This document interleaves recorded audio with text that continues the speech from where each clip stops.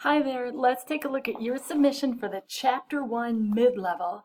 On the screen you can see I've logged into the My IT Lab system and I'm looking at our results like we did in class, and I'm looking at what the system didn't like about your submission. In addition, what you should notice here is that you have the opportunity to download the submitted file. So we're just going to take a look at what the system didn't like and then how to correct it and resubmit it.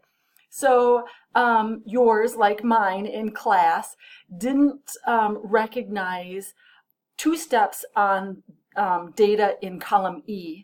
So it tells us that the range E5 all the way through E12 is not set to the number format, and then in addition E5 through E12 should have decimal places set to 0. Okay, so I've already downloaded the Excel file that was submitted by you and I've opened it up. It's here. I'm going to bring this up just a little bit. Notice that both sheets are still grouped. I'm going to right click and choose ungroup them because for this work they should not be grouped. This step is done before we even make the formulas sheet. So I'm only going to work in houses sold. I'm going to select E5 through E12. What it wants to see is here from the Home tab in the number group. I'm going to choose the number format and I'm going to apply that.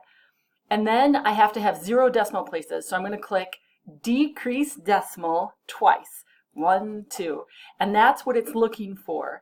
So that's what you need to do to correct that step. And then later on, it also deducted for the scaling wasn't present.